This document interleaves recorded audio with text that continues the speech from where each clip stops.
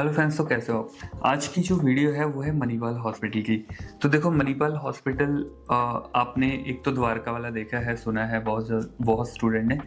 और वहाँ पे जो अगर आप जॉब के लिए जाना चाहते हो, जैसे कि मैं अभी रिसेंट में गया था, जब मैं वेंकटेश्वर में और मैक्स में गया था, उसी के साथ में मणिपाल में भी गया था। बट यहाँ वाले मणिपाल हॉस्पिटल में अगर आपने इंटरव्यू देने जाना है तो यहाँ पे आप डायरेक्ट जाओ, उसका कोई फ़ायदा नहीं है। यहाँ पे जाने के लिए आपको सबसे जो पहला काम है वो है कि उनको ऑनलाइन अपना सीवी सेंड करना है। ये क्या करते हैं, जब इनको आप ऑनलाइन सीवी सेंड करते हो उसके बाद ही आपको खुद कॉल करेंगे या फिर व्हाट्सएप पे मैसेज करेंगे, जैसे भी कि आपकी जो इंटरव्यू है इस दिन शेड्यूल है, तो आप आके अपनी इंटरव्यू दे दो। तो ऐसा है सीन, है ना, यहाँ पे अगर आपको जाना है। बट आज की जो वीडियो है, ये मणिपाल जो हॉस्पिटल है, ये जो गाजियाबाद में पड़ता है, हापुड़ रोड पे पड़ता है ये। तो वहाँ की बात कर रहा हूँ मैं, NH24। तो वीडियो में आप देख सकते हो, ये जो मणिपाल हॉस्पिटल है, ये बाहर से दिखने में आपको लगेगा कि शायद बहुत सारी बिल्डिंग्स इसके साथ ही है, लेकिन वो बहुत दूर है, इसके काफ़ी पीछे है। लेकिन ये हॉस्पिटल बहुत ज़्यादा बड़ा हॉस्पिटल भी नहीं है, ठीक ठाक सा हॉस्पिटल है, 100 बेड का हॉस्पिटल है। तो ये भी मणिपाल हॉस्पिटल की ही एक ब्रांच है जो कि द्वारका वाला है, इसीलिए ये छोटा होने के बाद भी बहुत अच्छी सैलरी देते हैं। अराउंड 24-25,000 सैलरी ये देंगे एज ए फ्रेशर अगर आप जाते हो वहाँ पे। तो जितना आप एक्सपीरियंस लेके जाओगे उतनी ज़्यादा सैलरी आपको दे सकते हैं। तो अभी अगर आपको आईसीयू का एक्सपीरियंस है तो भी आप वहाँ पे जा सकते हो। यहाँ पे मेडिकल आईसीयू, न्यूरो आईसीयू या ऐसा मतलब सीसीयू अलग अलग नहीं है, इनके पास एक ही आईसीयू है। उसी में सर्जिकल के पेशेंट भी जाते हैं, उसी में कार्डिक के, उसी में नॉर्मल जो डिजीज कंडीशन के साथ पेशेंट आते हैं वो भी जाते हैं। तो अभी लोकेशन इसकी मैंने आपको बता दी, हापुड़ रोड पे ये पड़ता है, NH नेशनल हाईवे 24 पे है। और मुझे ये खास करके बहुत ही अच्छा हॉस्पिटल इसलिए लगा, जैसे आप इसके अंदर घुसोगे ना,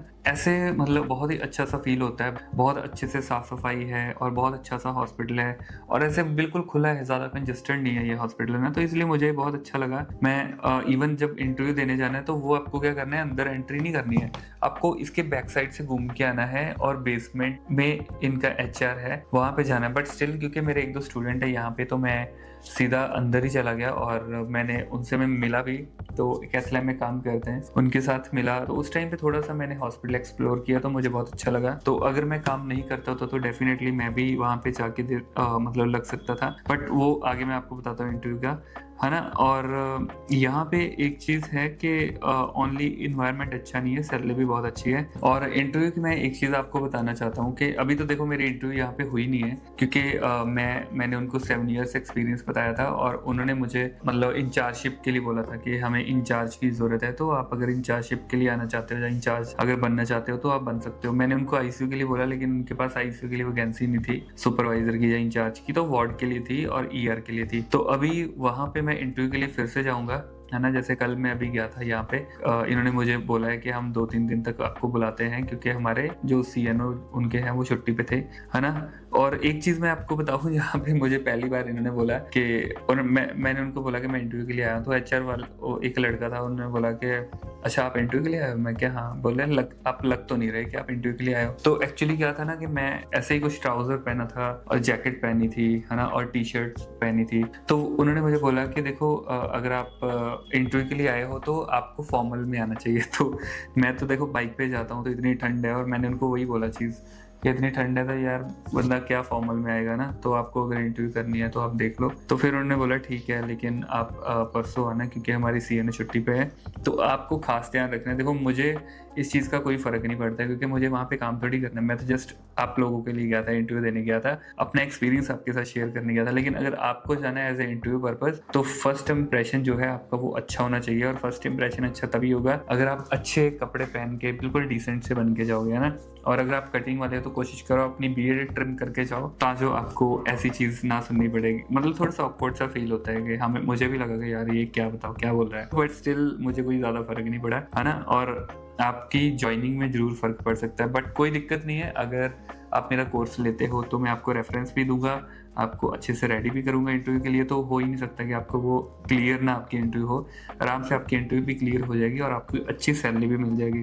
बाकी कोर्स ज्वाइन करने के लिए व्हाट्सएप का नंबर मेरा नीचे है, आप वहाँ पे डायरेक्ट मुझे मैसेज करो, मेरे साथ बात करो और फिर आपको अगर मेरा कोर्स ज्वाइन करना है तो आप कर सकते हो। तो इंचार्जशिप के लिए जो अगर आपको भी जाना है, जो मैं क्वेश्चन रेडी करके गया हूँ आपको भी करके जाने हैं। अगर आपको अच्छा खासा एक्सपीरियंस है तो मैं आपको कुछ क्वेश्चन बताने वाला हूँ जो आप बिल्कुल रेडी करके फिर ही हॉस्पिटल में जाना है, ठीक है। सबसे पहले नर्सिंग इंडिकेटर्स के बारे में आपसे पूछ सकते हैं, जो आपको हमेशा पढ़ के जाने होते हैं, क्योंकि as a incharge, as a supervisor nursing indicators और क्वालिटी इंडिकेटर्स जो होते हैं उसके बारे में आपको खास ध्यान रखना है, क्योंकि ये आपको मंथली भेजने होते हैं। क्या क्या इंडिकेटर्स है वो सारे आपको पता होने चाहिए, ठीक है। स्टाफ अगर शॉर्टेज आपके पास है उस टाइम पे आप कैसे आईसीयू को चलाओगे, कैसे अपने डिपार्टमेंट को चलाओगे, किस तरीके से आप अपने जो है ड्यूटी शेड्यूल करोगे, है ना, वो सारी चीज़ें हैं, उनके बारे में आपको पता होना चाहिए। इन्फेक्शन कंट्रोल की एक एक चीज़, जो भी चीज़ें होती हैं आपको सब पता होना चाहिए, चाहे वो बायोमेडिकल वेस्ट हो गया, चाहे वो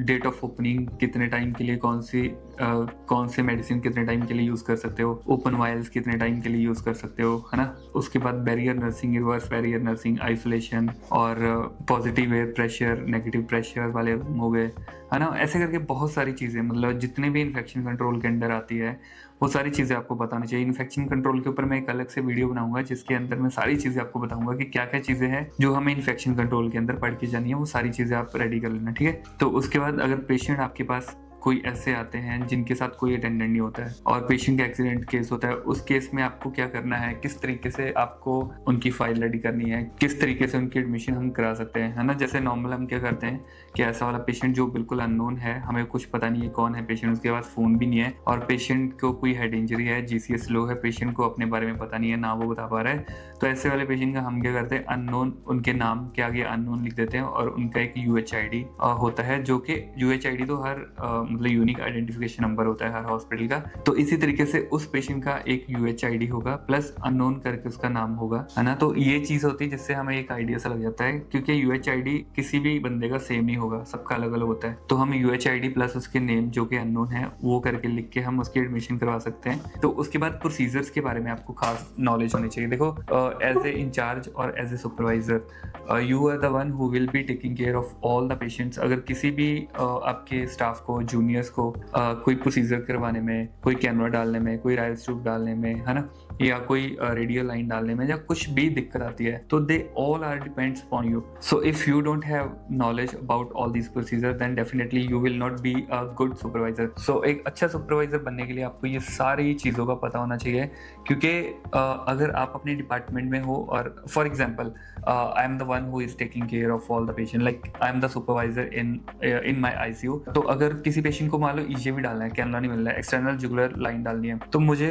अगर मैंने वो डाली मुझे नहीं आती, या फिर मुझे नॉलेज ही नहीं है, या फिर मैंने कभी डाली नहीं है और मैं बहुत ही हेजिटेशन हो रही है मुझे, है ना, तो मुझे किसी बाहर से किसी डिपार्टमेंट से बुलाना पड़े। For example I just call the medical ICU staff and they will come and put the line, तो वो मेरे लिए बहुत ही बेइज्जती वाली बात होगी। Because if I am the supervisor और मेरे सामने कोई दूसरा बंदा बाहर से आ रहा है जिसको मैं बोल रहा हूँ कि प्लीज आके लाइन डाल दो, प्लीज आके कैनुला डाल दो, तो मेरे लिए बहुत बेइज्जती की बात है ना। तो मुझे हर एक चीज का पता होना चाहिए, हर एक चीज मुझे आनी चाहिए। इसीलिए एक एक्सपीरियंस बंदे को, जिसका हाथ अच्छा हो, हाथ साफ हो, उसी बंदे को हम ICU का सुपरवाइजर बनाते हैं या वार्ड के अंदर सुपरवाइजर बनाते हैं। तो बहुत सारी चीज़ें हैं, ये मैटर करती है आपको हर प्रोसीजर्स और जितने भी काम है, मतलब चाहे वो किसी का सैंपल ही लेना हो, चाहे किसी का EPG सैंपल लेना हो ना, तो ये सारी चीज़ें आपको आनी चाहिए, ताजो आपकी अच्छी रेपुटेशन बने दूसरों के सामने, ताकि दूसरे भी बंदे बोले कि हाँ भी हमने एक बेस्ट सुपरवाइजर लिया है। आपका स्टाफ भी आपकी प्रेज करे, ये नहीं है कि आपका स्टाफ बोल रहा है अरे इसको क्या सुपरवाइजर बना दिया, इसको तो खुद कुछ नहीं आता, है ना।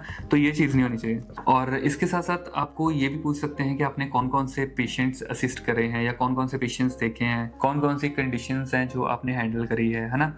और सबसे टफेस्ट कंडीशंस कौन सी है जो आपको लगी कि हाँ भी इसमें मैं और बेटर कर सकता था, या मैं ये अच्छे से नहीं कर पाया, है ना। बहुत सारी चीज़ें हैं ऐसी, तो ऐसी चीज़ों के लिए प्रिपेयर्ड रहो। जो भी चीज़ आपको बोलनी है कोशिश करो वही चीज़ बोलो जिसके बारे में आप फुली अच्छे से मतलब अगले बंदे को सेटिस्फाइड कर पाओ, है ना। तो इस तरीके से। तो उसके बाद आपसे ये भी पूछ सकते हो कि आप किस डिपार्टमेंट में कंफर्टेबल हो। फॉर एग्जांपल जैसे मेरा जब सुपरवाइजर नहीं होता तो मैं सुपरवाइजर ड्यूटी करता हूँ, कई बार 1 मंथ करनी पड़ती है, जो भी है ना, बीच बीच में करता हूँ 1-1 महीना, लेकिन रेगुलर में मैंने टीएल पोस्ट पे करा। तो उन्होंने मुझे भी ऐसे पूछा कि आप कौन सी पोस्ट पे मतलब आप कौन से डिपार्टमेंट में काम करना चाहोगे अगर आपको इंचार्जशिप मिले। तो मैंने भी उनको इस तरीके से बताया कि मुझे सीसीयू और मेडिकल आईसीयू दोनों का एक्सपीरियंस है और ये दोनों आईसीयूज में मैंने हर तरीके के पेशेंट देखे हैं। So I will be comfortable in any department, like in neuro ICU, in medical ICU, in cardiac ICU, in OT also, pre-op, post-op, surgical HTU, any department, because if I have seen all the patient, I know how to care the patient, how to do all the procedures. In 7 years experience, I have gained my knowledge as much as I can. तो मुझे लगता नहीं है कि ऐसी कोई चीज़ होगी जिसमें मुझे दिक्कत हो करने में, चाहे कोई वो प्रोसीजर्स के बारे में हो, चाहे वो कम्युनिकेशंस में हो, चाहे वो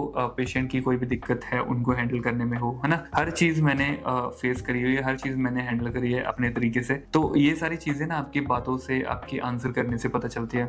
तो आपको भी इस तरीके से ये सारी चीज़ें रेडी करके जानी है अगर आप सुपरवाइजर पोस्ट पे जा रहे हो। उसके बाद इंग्लिश जो आपकी बहुत ज़रूरी है। इंग्लिश मैंडेटरी नहीं है, मैं हर बार बोलता हूँ, बट ज़रूरी है। बिकॉज जैसे मैं जब नया नया दिल्ली में आया था तो इंग्लिश में मेरा हाथ बहुत ही ज़्यादा टाइट था, मेरे से नहीं बोली जाती थी इंग्लिश। और उस टाइम पे मुझे अभी भी याद है जब मुझे 3-4 महीने हुए थे मेरे आईसीयू में, मेरे साथ मेरी एक टीएल थी, हम दोनों नाइट में थे और हमारे पास 4 पेशेंट थे। उस टाइम पे एक हमारा वो पेशेंट था जो ऑस्ट्रेलिया से था, मतलब फीमेल लेडी थी कोई, ऐसे अराउंड 35-40 ईयर्स के अराउंड थे, जिनका पीटीसी हुआ था, है ना। तो ओवरनाइट हमारे पास था वो पेशेंट और हम दोनों थे। मैं जो कि पंजाब से है, मेरा ऑलरेडी इतना हाथ टाइट कि मुझे आगे वाले बंदे की समझ आती थी, मैं खुद नहीं बोल पाता था, और मेरी जो टीएल थी वो भी। अब देखो मैं डिपेंडेंट किस पे हूँ, मेरे टीएल पे, और मेरा टीएल जो है वो मेरे ऊपर और मेरा टीएल मेरे ऊपर डिपेंड है इस काम में। तो यहाँ पे हमें इतनी बेइज्जती फील हुई, ये मुझे पता नहीं, लेकिन मुझे बहुत ही मतलब बेइज्जती फील हुई। तब मैंने सोचा कि नहीं भाई, इंग्लिश को इम्प्रूव करना है, बाकी सब चीज़ें बाद में, नॉलेज ये भी सारी चीज़ें बाद में है। अगर एक इंग्लिश बोलने वाले बंदे के साथ आप इंग्लिश नहीं बोल पा रहे हो तो वो क्या सोचेगा, यार ये क्या बंदे, इनको नॉलेज क्या होगी अगर इनको इंग्लिश नहीं आती। बट इंग्लिश से आपकी नॉलेज नहीं पता चलती, बट सामने वाला बंदा अगर if they are not satisfied with us then how they can trust on us, है ना। वो कैसे सोचेंगे कि यार इसको पता होगा या इसको सब कुछ आता होगा। ये चीज़ बहुत मैटर करती है, तो इसलिए अपनी कम्युनिकेशन के ऊपर खास ध्यान देना है, ठीक है। तो मैंने भी ऐसे ही सीखा है, बोल के सीखा है, गलत बोल के सीखा है। अभी भी मैं परफेक्ट नहीं हूँ, अभी भी मुझे लगता है कि मुझे बहुत ज़्यादा इंप्रूवमेंट करनी है। अभी भी मेरी इंग्लिश बहुत वीक है, but still I can speak with any patient, I can speak with any attendant. So मुझे कोई अभी दिक्कत नहीं है। अभी मैं न्यूजीलैंड भी जाके आया 2-3 महीने पहले, तो मेरा ठीक हो गया, मैं बात कर लेता हूँ, काम चलाऊ इंग्लिश है मेरी, है ना। तो आपको भी काम चलाऊ इंग्लिश ही सीखनी है, इससे ज़्यादा सीखने की जरूरत नहीं है। जब आप इंटरव्यू के लिए जा रहे हो तो कोशिश करो इंग्लिश में बात कर पाओ एज ए सुपरवाइजर, जितनी आप कर पाओ, ठीक है। बाकी अगर फिर भी आपको लगता है कि मैंने काफ़ी टाइम से काम नहीं करा हुआ है, मुझे इतना एक्सपीरियंस है, बट स्टिल मैं क्लियर नहीं कर पाऊंगी, तो कोई दिक्कत नहीं है, आप मेरा कोर्स ज्वाइन कर सकते हो। मेरा 3999 का कोर्स है, जिसके साथ मैं आपको विद इन 7 डेज रेडी कर दूंगा। चाहे आपको इंचार्ज पोस्ट पे जाना है, टीएल पोस्ट पे जाना है, चाहे स्टाफ नर्स पे जाना है, सारी हेडेक मेरी है, मैं देखूंगा मुझे आपको कैसे रेडी करना है। अगर आपको भी मेरा कोर्स ज्वाइन करना है तो नीचे व्हाट्सएप का नंबर है, डायरेक्ट मुझे मैसेज कर सकते हो, मैं आपको फुल डिटेल बता दूंगा। फिर उसके बाद आप चूज करना है आपको 2500 वाले पे जाना है या 4000 वाले पे जाना है। जो भी आप कोर्स लेना चाहो, मुझे आपको रेडी करना है विद इन 7 डेज। मेरा बस यही मोटिव होता है। आपको जिस भी हॉस्पिटल में जाना होगा, सब हॉस्पिटल के रिटर्न पेपर्स देंगे, सब हॉस्पिटल की रेफरेंस लेके भेजूंगा, सारी चीजें मैं देखूंगा, ठीक है। तो बाकी अगर आपको कोर्स ज्वाइन करना है तो मुझे बता सकते हो। और इसके बिना कोई और आप सजेशन देना चाहते हो, या किस हॉस्पिटल में आप चाहते हो कि मैं इंटरव्यू दूं, तो मैं जरूर जाऊंगा। कहाँ से ये वीडियो देख रहे हो ये जरूर बताओ, बिकॉज 15 फरवरी के बाद मैं स्टार्ट करूंगा अपनी इंटरव्यूज दिल्ली के बाहर। तो यहाँ से भी ज्यादातर स्टाफ मुझे बताएगा कि मैं यहाँ से हूँ, मैं कोशिश करूंगा वो सारे एरिया को कवर करने की, यहाँ पे ज्यादा सैलरी मिलती हो, ठीक है। तो आज की वीडियो के लिए बस यही था, हम मिलते हैं नेक्स्ट वीडियो में, तब तक के लिए बाय बाय।